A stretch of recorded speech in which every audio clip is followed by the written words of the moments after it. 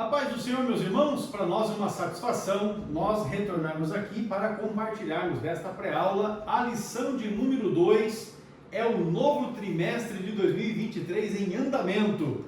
Nós queremos aqui exaltar a Deus pela vida do pastor Daniel Salles Acioli, o pastor presidente da Igreja Evangélica Assembleia de Deus, aqui em Apucarana, no estado do Paraná.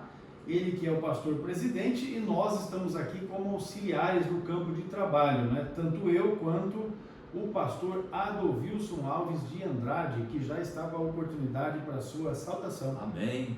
Graças a Deus que nos dá vitória por Jesus Cristo. Mais uma aula. Deus abençoe os nossos queridos irmãos, a paz do Senhor, pastor Hércules, a paz do Senhor Jonathan, e também a todos os nossos queridos irmãos internautas. Maravilha, o Jonas também está aqui com a gente, o filho do pastor Adriano e da irmã Denise. Deus continue abençoando grandemente, né? Grandemente a vida de cada um dos nossos irmãos. Olha, você que está conosco e que está já participando desses trabalhos agora que iniciamos, né, do terceiro trimestre de 2023, fica aqui a nossa dica: adquira a revista. Esta revista, meus irmãos, em algum momento as pessoas não dão o devido valor. Os temas que nós temos estudados são temas que são pensados dentro de uma realidade importantíssima para, inclusive, para a nossa fé. Então, o meu conselho, ainda que de repente você não tenha interesse, não é, por esses assuntos, por esses temas, tenha essa revista, porque esta lição será uma fonte de pesquisas, mas que você certamente poderá lançar mão oportunamente quando você tiver que estudar a respeito desse assunto ou dar uma palestra a respeito desses temas. Aqui você tem, não é, 13 lições abençoadoras para a sua vida e para o seu ministério.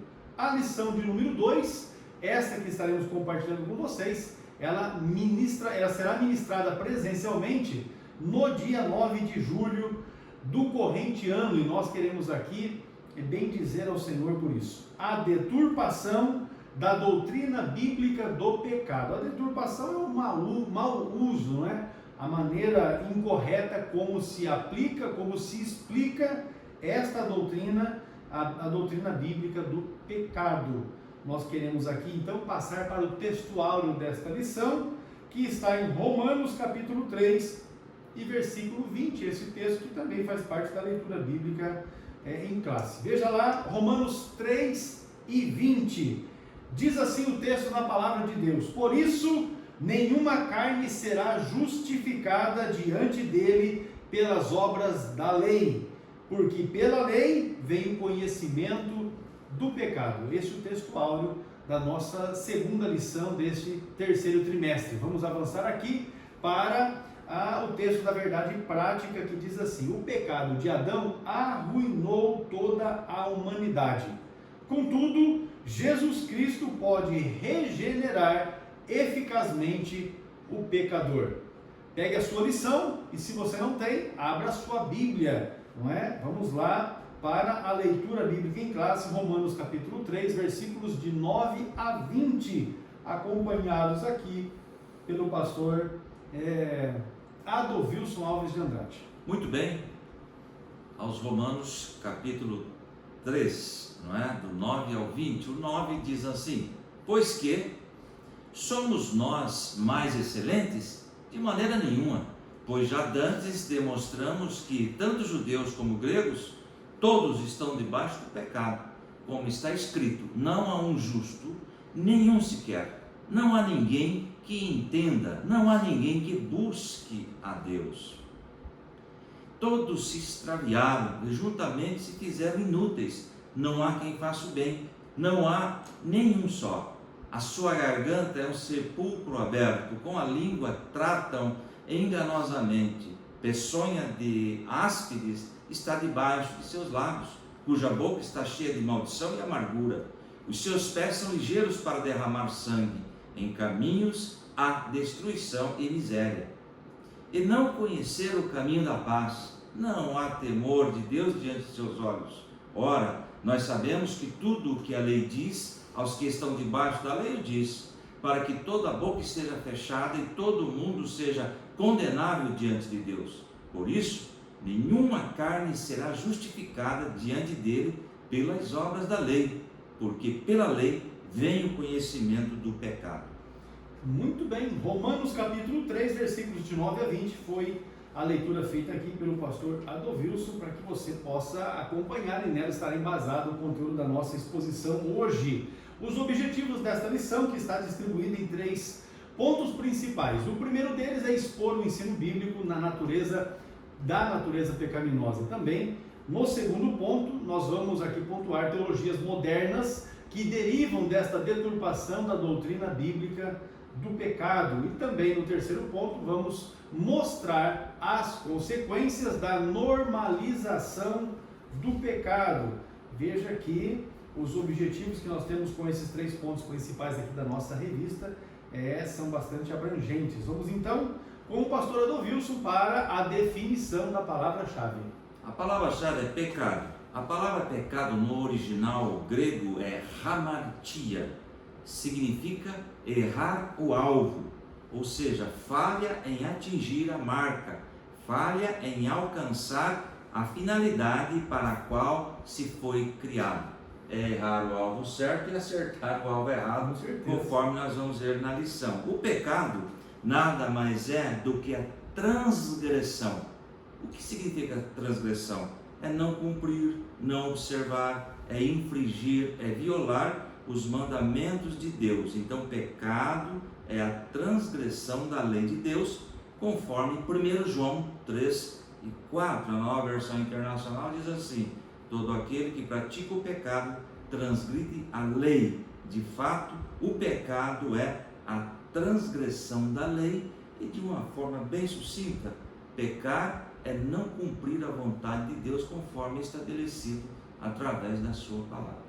Muito bem, meus irmãos, definida a palavra pecado, que é a palavra-chave da lição, nós vamos avançar para a introdução da nossa lição. A queda no Éden transmitiu a toda a humanidade a inclinação do coração humano para o erro, para o pecado, para aquilo que não agrada a Deus. É por isso que a regeneração é o único meio possível para que se possa desfazer as consequências do pecado, em que a natureza humana só pode ser transformada pela obra de Cristo. E isso nós temos amparo bíblico, segundo a epístola de Tito, capítulo 3, versículos 5 a 6, ou 5 e 6. Não obstante, por influência de teologias modernas, a doutrina do pecado, a martiologia, vem sendo deturpada e enfraquecida. Esse pecado, ele abriu portas, na verdade, para a normalização do pecado em muitos lugares denominados cristãos. Quando as pessoas falam, não, isso é relativo, isso é normal, isso acontece, e as pessoas vão fazendo com que o pecado seja normalizado. E nós vamos estudar isso, inclusive, em algumas lições futuras aqui nesta mesma revista. Nesta lição, a de número 2, nós vamos estudar o perigo destas teologias para a ortodoxia cristã. Veja que nós temos aqui, a falar sobre o pecado e estudar a respeito disso, com base em apenas uma lição na revista da Escola Bíblica Dominical, é óbvio que é muito tema, muito assunto, muita coisa para ser exposta em uma aula de 1 hora, 1 hora e pouquinho. De fato, é um desafio, mas vamos lá cumprir esse desafio. Tópico primeiro, o ensino bíblico da natureza pecaminosa. Muito bem, tópico 1, subponto 1, a definição de pecados. Nós já fizemos aqui a introdução, mas vamos lá. Dentre os termos para pecado, destacamos o substantivo hebraico chatá, cuja raiz significa errar o alvo. O seu correspondente grego, hamartia, que possui conotação de erro moral. Assim, a Bíblia define pecado como transgressão da lei, conforme nós já lemos aí, transgressão da lei de Deus, em 1 João 3 e 4. A palavra abrange não apenas errar o alvo, mas deliberadamente acertar o alvo errado. Ou seja, Deus traça um objetivo para nós, para os seres humanos, e simplesmente nos desviamos dele. Trata-se de rebelião, desobediência contra Deus e a sua palavra, e nós estamos vendo esse movimento crescendo nos dias de hoje de uma forma assustadora. E muitas vezes esse movimento, né, essa rebelião, ela acontece inclusive dentro das nossas casas, que é o nascedouro, né, de toda essa coisa ruim. O nascedouro é ali. Eu quero só fazer referência aqui ao texto que está na sua lição, primeiro livro de Samuel, capítulo de número 15, versículo 22 e 23, a palavra de Deus diz assim: porém Samuel disse, tem porventura o Senhor tanto prazer em holocaustos e sacrifícios com que se obedeça à palavra do Senhor? Eis que o obedecer é melhor do que sacrificar, e o atender melhor do que a gordura de carneiros, porque a rebelião é como o pecado de feitiçaria, e o porfiar é como iniquidade e idolatria. Porquanto tu rejeitaste a palavra do Senhor, ele também te rejeitou a ti, para que não sejas rei. Essa palavra de Samuel para Saul, que havia desobedecido, não é, a palavra de Deus, e nesta desobediência ele se antecipou em fazer sacrifícios, e aí a coisa ficou ruim, não é? A coisa ficou ruim para ele, a ponto de ele receber esta palavra de Deus.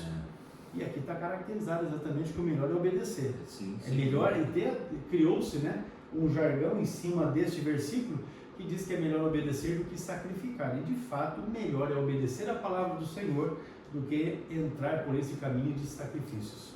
Muito bem, eu toco com o subponto 1, ainda a definição do pecado. Além disso, o pecado afasta o homem de Deus, fazendo-o pecar contra o próximo. Lá em 1 João, capítulo 1, versículo 6, diz assim: se afirmamos que temos comunhão com Ele, mas andamos nas trevas, mentimos e não praticamos a verdade.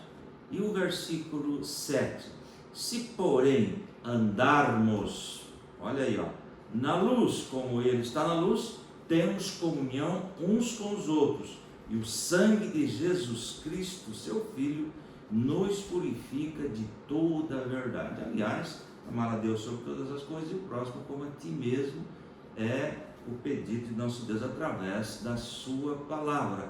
E por se omitir em fazer o bem, lá em Tiago 4 e 17. Pense nisto, pois quem sabe que deve fazer o bem e não faz, comete pecado. Aqui nós temos o pecado da omissão, com certeza, pastor, com relação... a gente pode pecar fazendo e também deixando de fazer, né? Exatamente. Portanto, o pecado é a condição do homem não regenerado. Nós podemos dizer aqui que a pessoa que pratica constantemente o pecado, que é uma característica do homem não regenerado, né?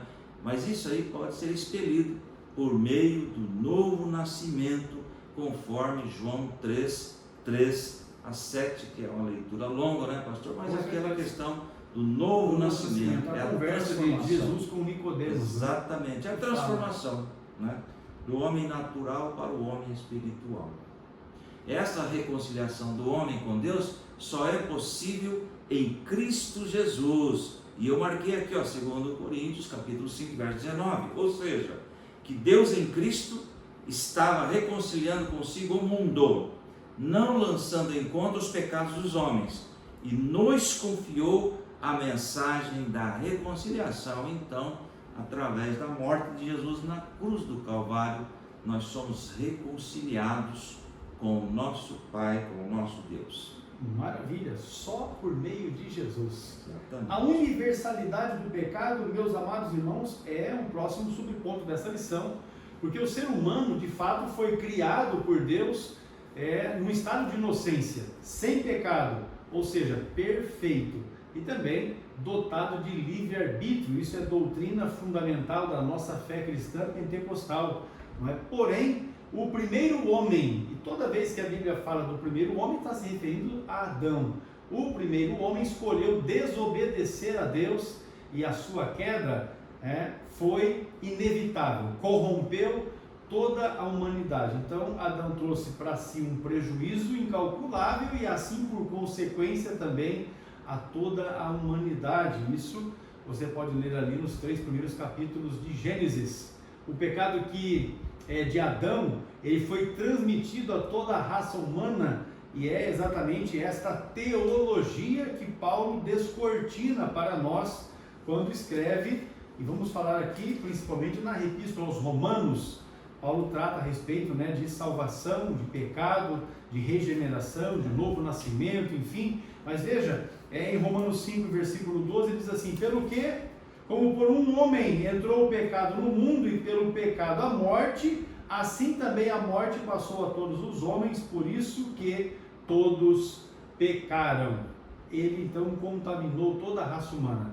Desta forma, então, podemos entender que a partir da queda, todos os seres humanos já nascem com o pecado, nascem com essa marca, com essa semente ruim, não é? Isso está em nós, é como que impregnado, não é? Já a partir do nascimento. Quando o Davi comete um pecado com Betseba, primeiro o assassinato de Urias, ali, do primeiro pecado, depois do assassinato de Urias, e aí confrontado pelo profeta, aí nós vamos ter aqui uma argumentação que ele faz no Salmo 51, que é exatamente aquilo que ele escreve, pedindo a Deus perdão pelo seu pecado. O Salmo 51, verso 5 diz assim: eis que em iniquidade fui formado, e em pecado me concebeu a minha mãe. O que ele está dizendo aqui? Exatamente deste mal que toda a raça humana traz já desde o nascimento. O pecado já nasce conosco. Portanto, amados irmãos, o pecado não é passado adiante meramente pela força do mau exemplo, ou alguém erra, alguém peca porque vê o outro fazer e acaba copiando. Não é meramente por isso, mas é um mal inerente à natureza humana, ou seja, está como que impregnado. As pessoas precisam saber administrar. Tanto que Paulo, escrevendo as suas epístolas, ele aconselha por várias vezes, não é, a respeito desse assunto. E aqui, por se tratar de uma leitura mais extensa, nós vamos deixar para que os irmãos façam essa leitura, porque é o texto de Romanos capítulo 7, a partir do versículo de número 14 até o versículo número 24, o que você vai observar é que a lei, não é? A lei, ela opera em nós, em cada uma das pessoas, ela opera a morte. E aí nós vamos ter também a orientação de Paulo em relação a lutarmos contra a carne, porque este se opõe, ou seja, a carne se opõe ao Espírito, da mesma forma que o Espírito, ele intercede por nós, conforme diz a Bíblia, com gemidos inexprimíveis. Finalizando aqui esse subtópico, a consequência ou inconsequência disso, todo ser humano está debaixo da escravidão do pecado e da condenação da morte, porque todos pecaram e destituídos estão da glória de Deus. Nós temos as referências que o pastor Douglas deixou para nós nesta lição, que na verdade são dois textos muito utilizados quando se tem necessidade de amparar essa explicação teológica ligada ao pecado, porque todos pecaram e destituídos estão da glória de Deus, está em Romanos capítulo 3, versículo 23, já em Romanos 6 e 23 fala que o salário do pecado é a morte, mas o dom gratuito de Deus é a vida eterna, e esta somente por Cristo Jesus, o nosso Senhor. Apesar de corrompida pelo pecado, a natureza humana pode ser eficazmente regenerada pela fé que há em Jesus Cristo. E aí nós temos o texto de Romanos 3 e 24 que diz assim, sendo justificados gratuitamente pela sua graça, pela redenção que há em Cristo Jesus. Então nós temos aqui a completude da ideia da salvação, não é? Que coisa maravilhosa o que o Senhor opera aqui. E o texto de segunda a epístola de Paulo aos Coríntios, capítulo 5, e o versículo de número 17, diz que aquele que está em Cristo, nova criatura é, as coisas velhas se passaram, tudo se fez novo. Mas para quem? Para os que estão em Cristo, para aqueles que experimentaram a regeneração que Jesus nos oferece. Exatamente, e através da morte de Jesus na cruz. Por isso que devemos sempre valorizar esta salvação que Deus nos concede através do derramamento do sangue de Jesus na cruz do Calvário. infelizmente nem todos valorizam, nem todos dão o devido valor, né? Verdade. Vamos lá, meu pastor, a Muito bem. corrupção total. Tópico 1 subponto 3 diz lá, corrupção total, ou seja, toda a humanidade ela foi atingida pelo pecado, pela consequência do pecado, não é? É o estado de corrupção mental, moral, espiritual da natureza humana. Lembrando, pastor, que nós não herdamos os pecados de Adão, mas a natureza de pecar, a natureza pecaminosa. Nesse aspecto, a inclinação para fazer o errado é resultado do pecado. Por causa da queda, todas as áreas do nosso ser foram corrompidas. Aliás, pastor, houve aí a abrangência do pecado que nós estudarmos profundamente é muito grande. Por exemplo, primeiro, o relacionamento com Deus foi cortado. Em segundo, problemas psicossomáticos, problemas emocionais, de depressão, ansiedade, causados pelo pecado. Relacionamentos familiares, causa aí o motivo, é o pecado. Relacionamento interpessoal, não é, com as pessoas também. Então veja bem a abrangência da consequência do pecado, e até a natureza geme, esperando aí o momento certo devido ao pecado, ou seja, foi totalmente influenciado pelo pecado. Por causa da queda, todas as áreas do ser humano foram corrompidas. Essa corrupção impede o homem de tomar a iniciativa no processo de regeneração. Ele só pode ser liberto do pecado após o convencimento do Espírito Santo. É Ele que convence do pecado, da justiça e do juízo. Não sei se é nessa ordem que está, mas é somente o trabalhar do Espírito Santo na vida do homem, na vida da mulher, é que pode ser liberto deste pecado. É a atuação sobrenatural na vida do ser humano. O pastor Douglas colocou uma referência, Romanos 8, porquanto a inclinação da carne é inimizade contra Deus. Ou seja, aquele que deseja fazer as vontades da carne, eles estão em plena inimizade contra Deus.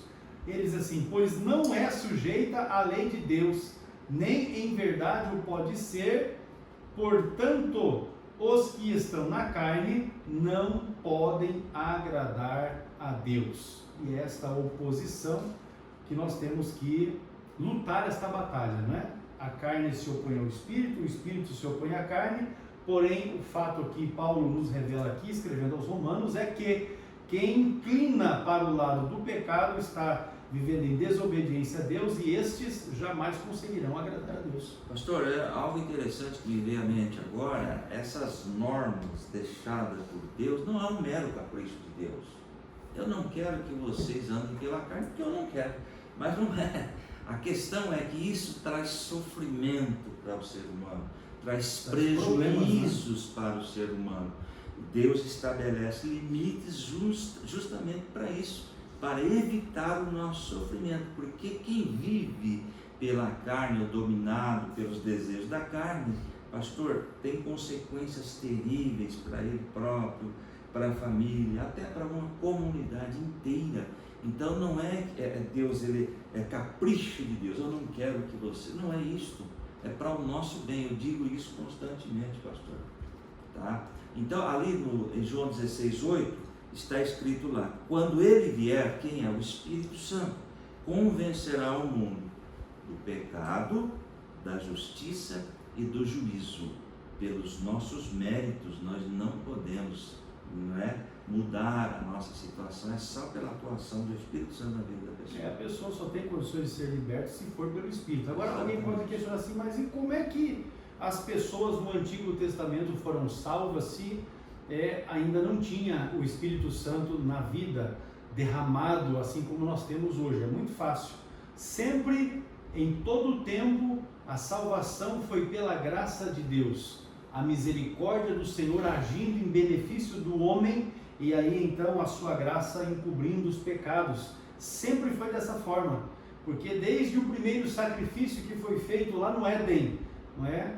Para cobrir a nudez do homem e da mulher, aquele sacrifício inicial já apontava para um sacrifício perfeito que aconteceria, cujo cumprimento se dá exatamente no momento em que Jesus Cristo de Nazaré, o Cordeiro de Deus, que tira o pecado do mundo, expira na cruz do Calvário. Aquele gesto, aquele ato é o que, por meio de um sacrifício completo, alcança a todos, tanto aqueles do presente que viveram o momento ali da crucificação, como aqueles que morreram na esperança de poder ver a salvação de Deus, que é Jesus Cristo, como daqueles que, desde aquele momento até hoje, também reconhecem em Jesus o Cordeiro de Deus, recebem a Jesus como seu único, suficiente Salvador e também Senhor da sua vida.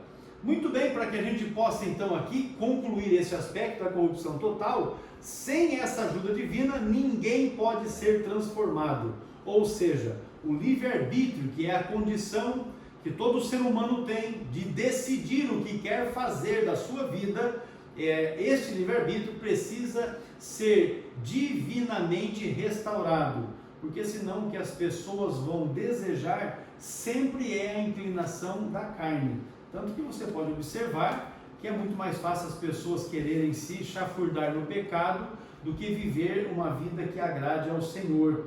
Romanos capítulo 2 e versículo 4 diz: ou desprezas tu as riquezas da sua benignidade e paciência e longanimidade, ignorando que a benignidade de Deus te leva ao arrependimento? Ou seja, é Deus quem restaura em nós este livre-arbítrio para que possamos decidir, optar, desejar, sempre fazer aquilo que é correto. Exatamente, e o livre-arbítrio é comprovado. O nosso Deus planta um jardim lá no Éden, vários tipos de árvores, né, com frutos, de todas pode usufruir, menos aquela.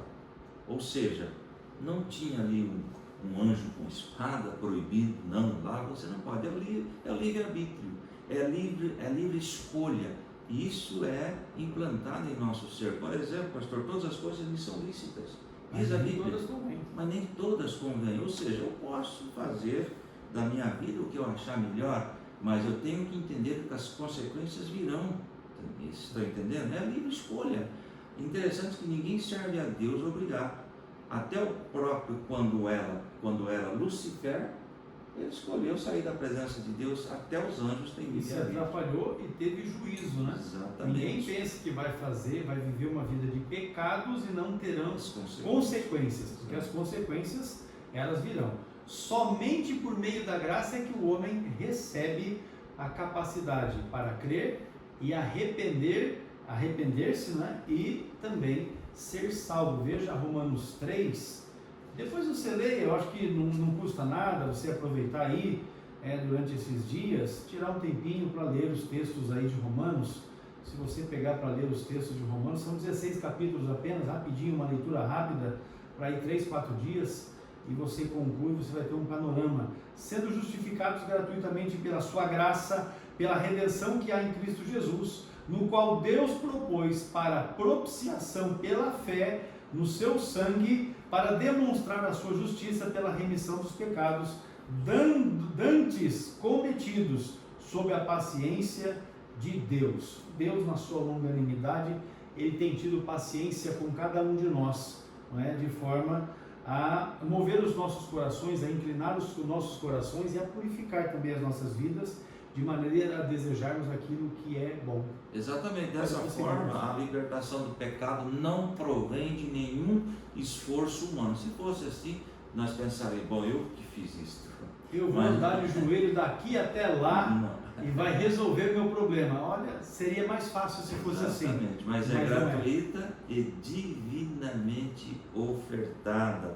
Lá em Romanos 6:23, porque o salário do pecado é a morte, mas o dom gratuito de Deus é vida eterna em Cristo Jesus, o nosso Senhor. Nada que eu faça eu posso conseguir essa libertação do pecado. O texto de Efésios 2, tanto o versículo 8 quanto o 9, também completa essa ideia, né, da gratuidade, porque é pela graça que sois salvos, mediante a fé, e isso não vem de vós, é dom de Deus. Aí o texto acrescenta, não vem das obras, para que ninguém se glorie, porque se fosse pelas obras, o indivíduo, depois eu vou fazer isso, isso e isso e está resolvido. E daí ficaria um negócio muito diante de Deus, né? Muito simples, muito comum, muito fácil. O que Deus quer é que, na verdade, vivamos uma vida que o agrade, né? Uma vida de verdadeiramente servos do Senhor. Nós vamos para um intervalo agora,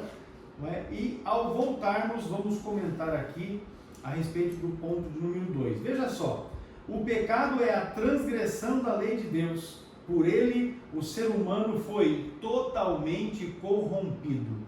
Com isso, finalizamos esse ponto primeiro. Voltamos já já.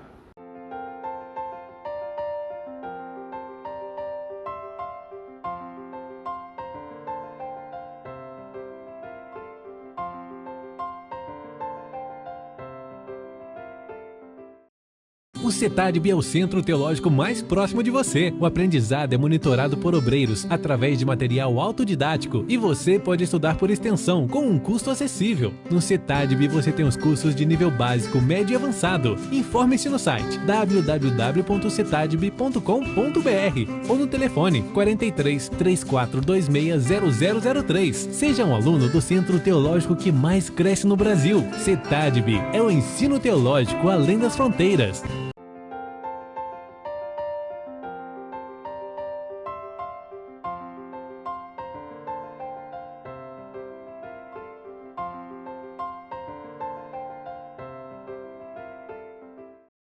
Muito bem, meus irmãos, o ponto de número 2 traz o seguinte assunto: as teologias modernas. Pastor Adolfo, a teologia do pecado social é o primeiro subponto. Muito bem, agora começa começam os ataques a essas teologias que estão surgindo pelo mundo afora. Tópico 2, o subponto 1, a teologia do pecado social.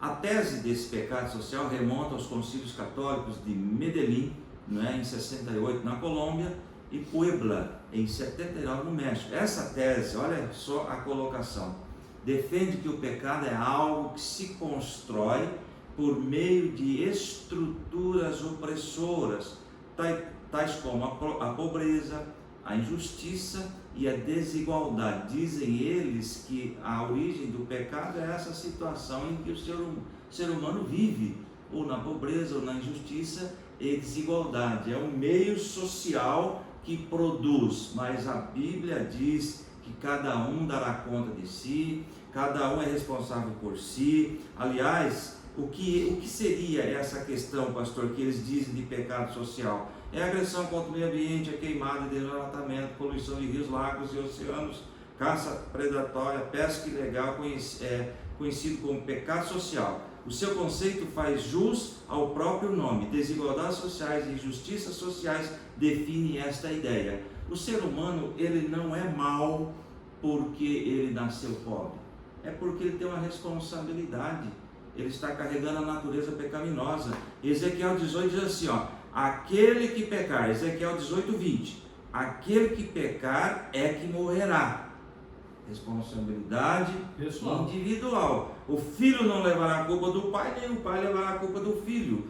A justiça do justo lhe será acreditada. A impiedade do ímpio, a justiça do justo lhe será acreditada. E a impiedade do ímpio lhe será cobrada. Ou seja, cada um é responsável por si. Dessa maneira, a redenção do pecado não se restringe ao aspecto espiritual, segundo essa colocação, sendo preciso tratar as questões sociais.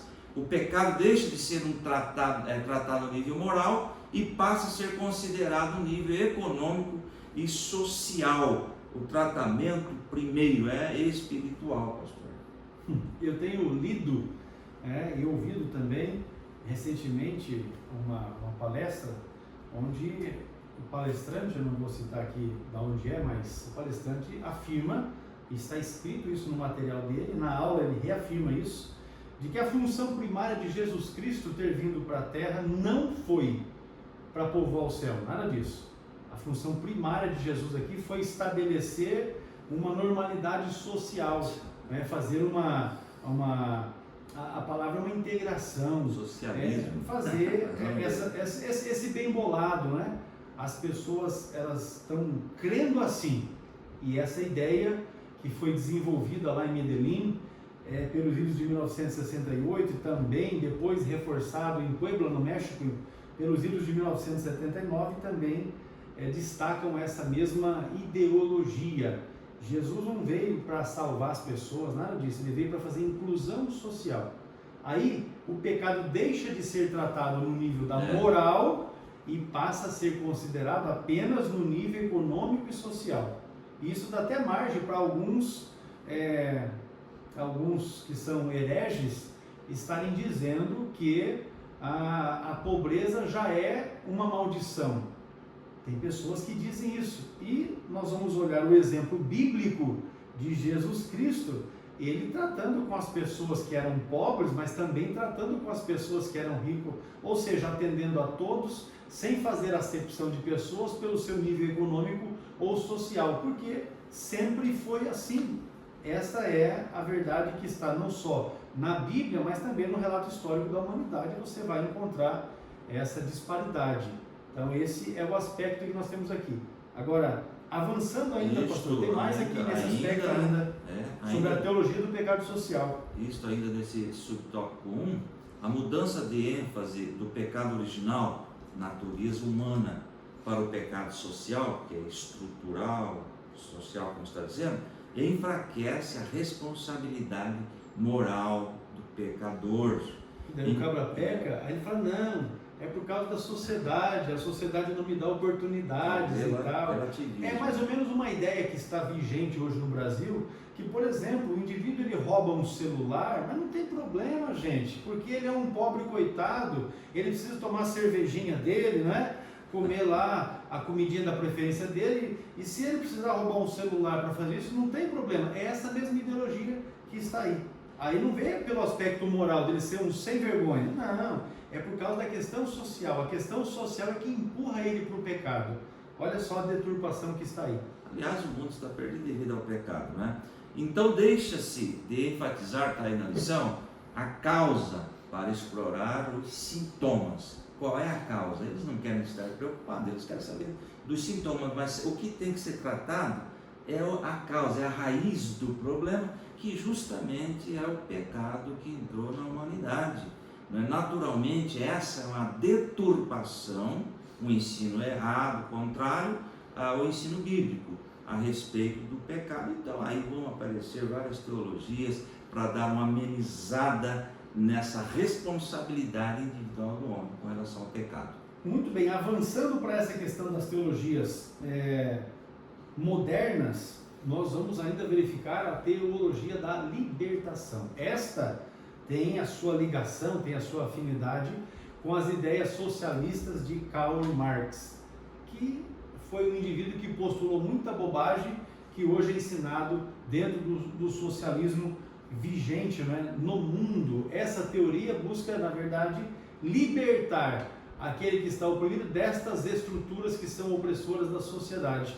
Ela nasce na década de 1970 com Gustavo Gutierrez no Peru e com Leonardo Boff aqui no Brasil. Esses teólogos trouxeram essa ideia, né, da teologia da libertação com esses subterfúgios de Marx embutidos. Para eles, o estudo teológico não deve estar centrado nas doutrinas bíblicas para libertar o homem do pecado, mas na visão deles, o estudo deve estar na indignação social para libertar o homem da injustiça social, econômica e cultural. Mas onde esse sistema foi implantado, só as pessoas que giram em torno desse sistema é que estão bem de vida ou que são bem de vida, porque o povo, de um modo geral, sofre e padece, a exemplo que se pode ver de países na América do Sul, América Central, onde o comunismo, o socialismo impera. Então é a partir deste impulso que surgem as teologias de cunho emancipatório de gênero, ou seja, dos que tratam da transexualidade e também, não é, dos assuntos que estão ligados à sexualidade e à homossexualidade, que também serão temas de duas das nossas lições aqui. E por fim, essas ideologias também tratam das questões ligadas à raça. Então você vê assim, As teologias de cunho emancipatório tratam de gênero, de sexualidade e de raça. E com isso, nós temos essa bagunça que está se tornando a sociedade. E aqui, não só no Brasil, mas isso ganhou corpo mundial. E nós temos países que em algum momento foram espelhos para o mundo e que hoje vivem um negócio esquisito, não é? Pastor, essas teologias, eles invalidam totalmente a morte de Jesus na cruz do Calvário. Pode ver que o estudo teológico não deve ser centrado em doutrinas bíblicas para libertar o homem do pecado, ou seja, não pode ser um estudo cristocêntrico. Não. Então, são ideologias humanas que surgem ao longo do tempo, totalmente divorciadas da palavra de Deus. Eles criam uma ideia e lançam, e infelizmente alguns aceitam por rejeitarem aquilo que a Bíblia diz. Uma das vertentes, vamos lá, é a teologia da missão integral, não é? O grande impacto dessas influências é que a fé cristã é reduzida à militância política socialista e marxista, não é? As pautas sociais e progressistas são disfarçadas pela roupagem do Evangelho, postas acima dos valores morais do reino de Deus. Então, transforma-se o Evangelho em inconformismo, criticismo e assistencialismo. Lá em 1 Coríntios, capítulo 15, verso 19. Se é somente para esta vida que temos esperança em Cristo, dentre todos os homens somos os mais dignos de compaixão. Aí também isolam versículos, não se preocupam com todo o contexto. E também Filipenses 3,18 diz assim: pois como já lhes disse repetidas vezes, e agora repito com lágrimas, há muitos que vivem como inimigos da cruz de Cristo. Acabamos de comentar isto. E o versículo 19 de Filipenses 3, quanto a estes, o seu destino é a perdição, o seu Deus, com D minúsculo, é o estômago, e tem orgulho do que é vergonhoso, eles só pensam nas coisas terrenas.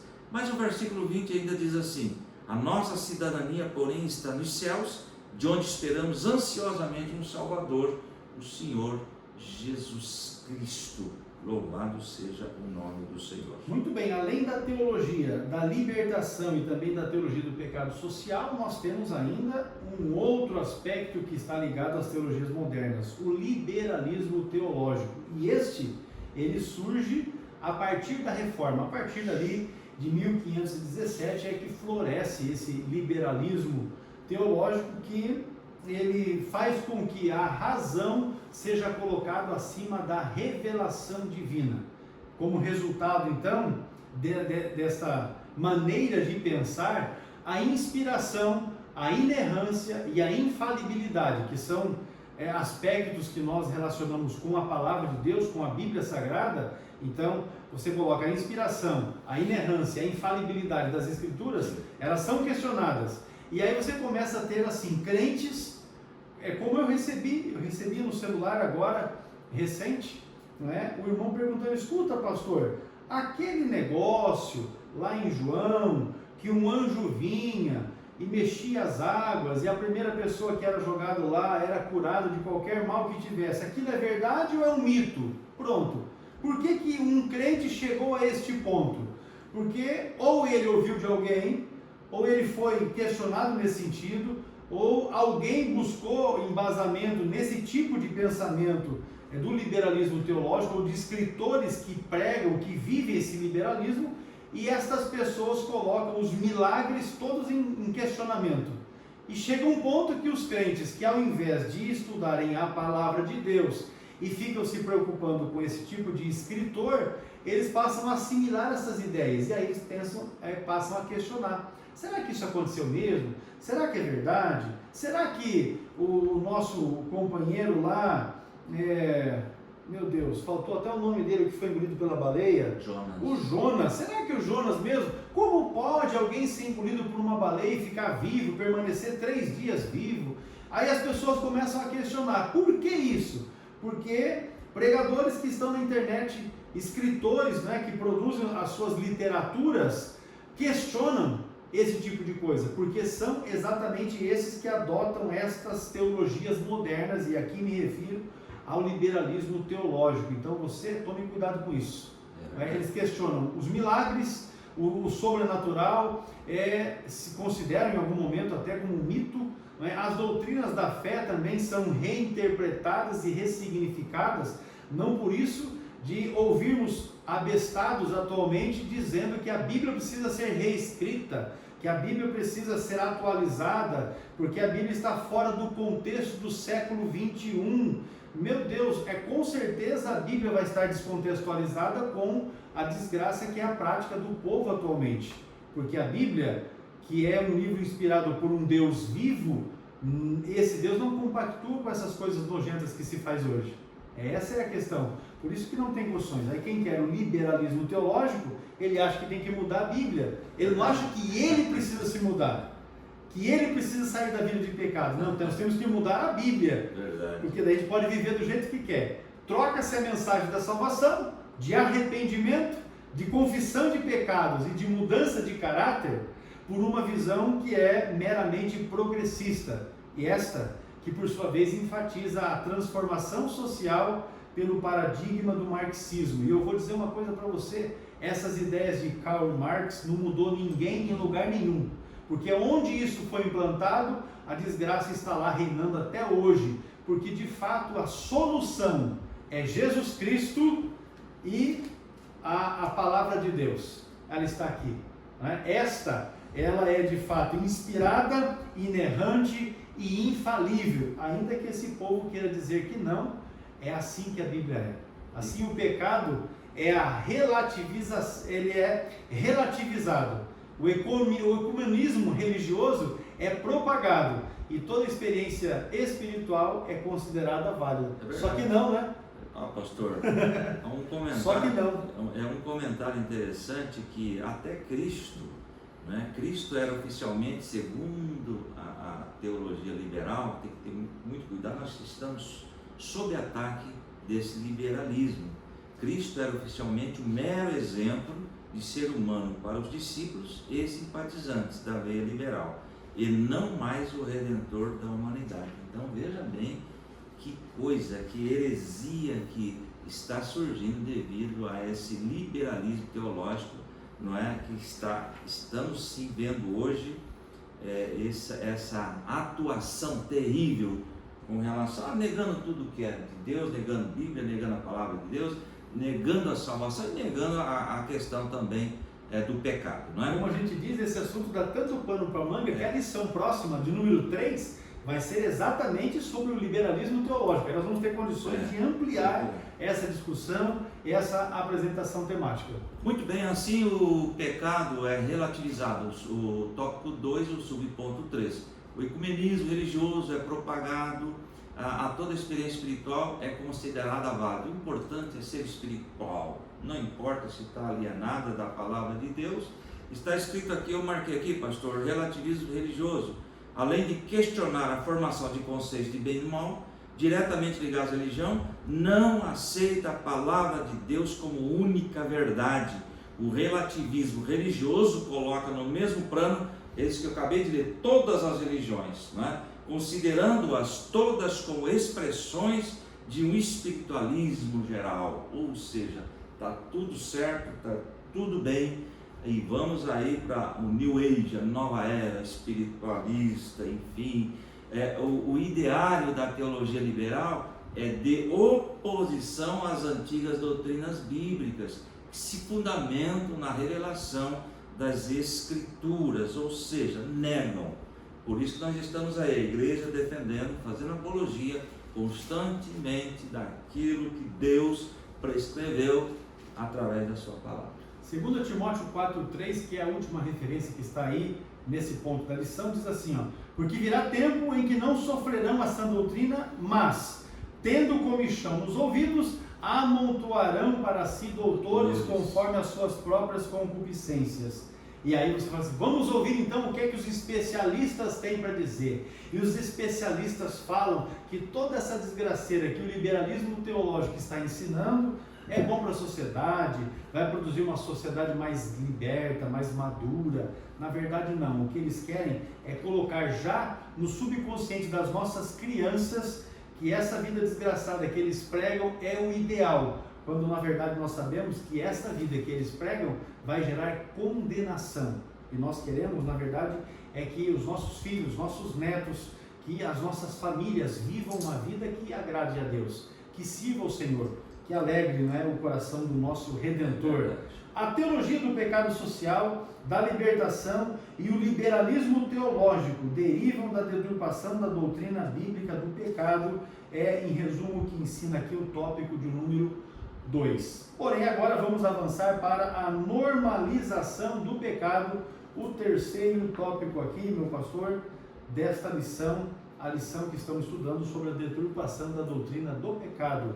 Vamos avançar aqui em nome de Jesus. Tópico 3, subponto 1, em termos gerais, os valores que regulam a conduta de uma pessoa denomina-se ética. 1 Pedro 1,15 diz assim: mas assim como é santo aquele que vos chamou, sejam santos vocês também em tudo o que fizerem. E a prática desta conduta recebe o nome de moral. Nessa concepção, a obediência aos princípios bíblicos reflete o caráter de um cristão. Temos a Bíblia como regra de fé e prática, e a orientação está ali, Romanos 12:2. Não se amoldem, ou não entrem no modelo, na forma do padrão deste mundo, mas transformem-se pela renovação da sua mente, para que sejam capazes de experimentar e comprovar a boa, agradável e perfeita vontade de Deus. O que serve para o mundo não serve para o cristão. Porém, o conceito deturpado, relativizado do pecado resulta em desvio e falha de caráter, né? 1 Timóteo 3,5, tendo aparência de piedade, mas negando seu poder, afaste-se também desse. É esse mesmo texto? 2 Timóteo 3,5. Muito bem, 2 Timóteo 3,5. E deste modo, a sociedade deixa de ser eticamente sólida e se torna moralmente desajustada. Abacuque 1,4. Por isso a lei se enfraquece e a justiça nunca prevalece. Os ímpios prejudicam os justos e assim a justiça é pervertida. É uma sociedade moralmente desajustada. É a crise ética. Falando de crise ética e moral, veja assim, a ética então são valores que regulam a conduta de uma pessoa. Exato. Isso é ética. E a moral? A moral é a prática dessa ética. E aí a gente observa, vamos falar da nossa sociedade brasileira, né? A nossa sociedade brasileira, tanto na questão de ética, não é? Que é os valores que regulam as suas ações, como a sua prática, efetivamente as duas andam muito mal, né? Estão bastante enfermas. Deus nos livre disso. Muito bem, dessa crise de integridade irrompem ações incompatíveis com a fé bíblica. Está aí Romanos capítulo 2, 21, diz assim: então você que ensina os outros não ensina a si mesmo? Você que prega contra o furto, furta? Verso 22, você que diz que não se deve adulterar, adultera? Você que detesta ídolo, rouba-lhes os templos? Então está aí essa crise de integridade irrompe em ações incompatíveis com a fé bíblica. Aí começam os temas progressistas a surgirem, ou seja, violam a ética e a moral bíblica. O que acontece? Imoralidade sexual. Nós estamos vendo aí explicitamente de uma maneira absurda. O aborto, que será um assunto de algumas de nossas lições, e o uso de drogas ilícitas. Mas segundo Samuel, temos aí, 1 Samuel, melhor dizendo, capítulo 2, verso 6. O Senhor mata e preserva a vida, Ele faz descer a sepultura e Ele resgata. É Ele quem tem o domínio sobre todas as coisas. E uma pessoa viciada em drogas, ela está se matando, enfim, está tirando a própria vida, né? Teólogos progressistas e a vagabundagem política se juntam, aí eles dizem assim, nós temos que liberar o uso das drogas para diminuir a quantidade de presos. Veja se tem cabimento um absurdo desse. Então vamos fazer assim, se a gente liberar o uso das drogas, haverão menos abordagens, porque daí os drogados vão poder usar livremente e não serão presos. E porque não serão presos, nós não teremos uma população carcerária que agora, de momento, me falta essa informação, mas se não me engano, a nossa população carcerária no Brasil, se não for a segunda e a terceira maior, mas está entre as grandes populações carcerárias do mundo. E aí, os progressistas que se juntam, os dois grupos que eu já mencionei aqui, eles falam, não, vamos liberar, né, ali a drogazinha, para aquele uso recreativo, né, uso recreativo e tal, não tem problema não, aí com isso vai diminuir a vagabundagem presa. Veja só a que ponto o liberalismo está conduzindo a nossa sociedade, e nós temos que agir, nós temos que nos posicionar contra esse tipo de coisa. Agora agrava o negócio, porque dentro dessa normalização do pecado, aí vem a questão da impureza sexual, que aí não é só a questão deles quererem praticar a impureza, mas eles querem impor como normal também sobre as nossas vidas, sobre as nossas famílias, e especialmente sobre as nossas crianças. Preste atenção. Exatamente, o tópico 3 do subponto 2, ainda a imoralidade sexual. Já que o pecado é uma questão social e ninguém tem que responder individualmente, então vira uma deturpação da doutrina do pecado, favorece o avanço da imoralidade. Quer dizer, ninguém tem responsabilidade. Romanos 1:24, em defesa da liberdade de decisão sobre o corpo, banaliza-se o sexo pré-conjugal, extraconjugal, normaliza-se a homossexualidade, tudo aí com referência bíblica, e a doutrina da castidade é vista como opressora. Inversão de valores, a questão é essa, não é? Nesse aspecto, o afrouxamento da moral, o ensino da ideologia de gênero e a erotização da infância promovem luxúria e licenciosidade. Nós, por acaso, não estamos observando hoje, pastor, isso é o que está acontecendo. E a coisa não está pior porque existe uma igreja ainda que está suportando e combatendo essas colocações que causam a deturpação ainda da doutrina do pecado. O pecado é tolerado, a família é desconstruída e a doutrina da santidade negligenciada. Porém, lá em Hebreus 13:4, o casamento deve ser honrado por todos, o leito conjugal conservado puro, pois Deus julgará os imorais e os adúlteros. Então, tudo contrariando a vontade. Romanos 6:12, olha só a inspiração aqui que Deus deu a Paulo, né? Não reine, portanto, o pecado em vosso corpo mortal, para lhe obedecerdes em suas concupiscências, ou seja, obedecer o seu corpo, a sua carne, nos seus desejos desenfreados, na loucura dos seus pensamentos. É isso que o apóstolo Paulo está nos ensinando aqui. Veja que isso é de fato um problema que está se acentuando, mas também a respeito deste tema nós teremos as lições que ainda virão. Deixa eu destacar aqui para você a lição de número 5, na verdade a de número 6, 7 e 8, nós vamos tratar a respeito desse tema, e aí nós vamos ter condições de fazer uma abordagem mais ampla, de maneira que eu já vou dizer aqui para você, não perca, porque as aulas deste terceiro trimestre prometem ser quentes e abençoadoras para aqueles que querem viver de forma a agradarem ao Senhor. Agora, pastor, isso. A dessacralização da vida. Muito bem, tópico 3 do subponto 3. As escrituras ensinam que a vida humana é sagrada porque tem origem divina. Gênesis 1:27. Criou Deus o homem à sua imagem, a imagem de Deus o criou. Homem e mulher os criou. Não é? Por conseguinte, a vida é inviolável. Ninguém pode tirar a sua própria vida. Nós vamos entender uma colocação aqui daqui a pouquinho. E deve ser valorizada. Lá em 2 Pedro 1:3, seu divino poder nos deu todas as coisas que necessitamos para a vida, para a piedade, por meio do pleno conhecimento daquele que nos chamou para a sua própria glória e virtude. Não é? O corpo humano deve ser cuidado, alimentado e preservado. Lá em Efésios 5:29 diz assim: além do mais, ninguém jamais odiou o seu próprio corpo, antes o alimenta, dele cuida, como também Cristo faz com a igreja. Os cuidados com o corpo, não é? Não obstante, a vulgarização do pecado fomenta ideologias que desprezam a sacralidade e a dignidade humana. Propaga-se, né, a autonomia incondicional sobre o próprio corpo, sem as devidas limitações éticas e morais. Ou seja, a pessoa faz o que quer, ninguém manda em mim, não tenho que dar satisfação a ninguém, aí paga-se um preço caro por isso. Que é justamente o que segue ali.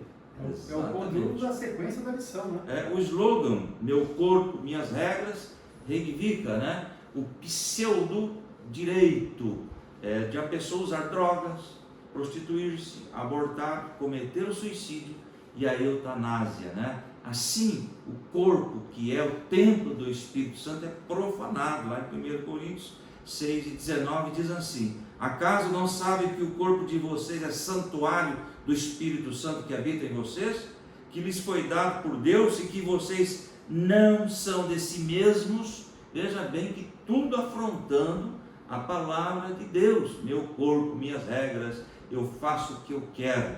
Não é isso que a Bíblia ensina. Devemos cuidar do corpo, da mente, do espírito, porque tudo pertence ao Senhor. A criatura, de modo proposital, afronta a vontade do Criador. Romanos 1:25. Trocaram a verdade de Deus pela mentira. É o que está acontecendo hoje. Adoraram e serviram as coisas e seres criados em lugar do Criador, que é bendito para sempre. Amém. Muito bem, meus irmãos, acho que está clara essa questão. Na lição de número 5 e na lição de número 8 deste trimestre, nós vamos ter uma abordagem mais ampla a respeito desses aspectos aqui, que envolvem a normalização do pecado, e nós, obviamente, nos opomos a isso. Encerrando aqui o tópico de número 3, quando se normaliza o pecado, sobra uma crise ética e moral, bem como a dessacralização da vida. A dessacralização, uma palavra assim difícil de pronunciar, é o fato de não considerar a vida como sagrado, né? Isso é a dessacralização, o fato de não considerar a vida como sagrada, como um dom de Deus, como algo que Deus nos dá, para que possamos, conforme está dito aqui na lição, alimentar, tratar, cuidar, viver de maneira que possamos agradar ao Senhor. A conclusão, pastor, muito bem, fechando a lição de hoje, para a glória de Deus, a relativização do pecado, que o restringe à solução de pautas sociais em prejuízo da moral, é por sua vez exclusivismo moral em detrimento de causas sociais. Igualmente, não retratam a fé cristã. Apesar de a igreja não ser apolítica e nem insensível às desigualdades sociais, o mal primário a ser combatido é o pecado inerente à natureza humana. Uma vez regenerado pela fé em Cristo, o crente repudia as injustiças contra o seu próximo. Romanos 1:18, 1 Coríntios 13:6. E finalizando, a igreja atuante é aquela que ainda milita, está trabalhando na terra contra a carne, contra o mundo, o diabo, o pecado e a morte. Efésios capítulo 6 e versículo 12. Esse texto de Efésios 6 e 12, ele diz exatamente assim, ó: porque não temos que lutar contra carne e sangue, mas sim contra os principados, contra as potestades, contra os príncipes das trevas deste século, contra as hostes espirituais da maldade nos lugares celestiais. Esses são os nossos inimigos. Queremos mais uma vez agradecer a Deus, não é? Pela maravilhosa oportunidade de termos aqui condições de compartilhar com os irmãos o conteúdo desta lição de número 2. Pedir a você que nos ajude na divulgação, compartilhando o conteúdo desta aula através das suas redes sociais, dos canais que você dispõe para fazer contato aí com os amigos, com irmãos, com as pessoas com que você conhece. Coloque aí também o trabalho que nós realizamos através do canal Cetadeb no YouTube. E se você ainda não estiver inscrito no canal, se inscreva. Não esqueça de ativar as notificações para que você possa estar notificado também de tudo aquilo que nós estivermos produzindo de material de trabalho aqui no Cetadeb. Olha, da minha parte, queremos aqui engrandecer a Deus. Pastor Adolvilson, as suas considerações finais e saudação aos irmãos. Muito bem, que bom, né? Mais uma aula, nós encerramos. Que Deus abençoe você, sua família, seu ministério. As mãos do Senhor estejam estendidas sobre você. E lembre-se sempre, irmãos, nós oramos por vocês, vocês orem por nós. E a vitória é nossa pela autoridade do nome de Jesus. Deus abençoe a todos. Amém.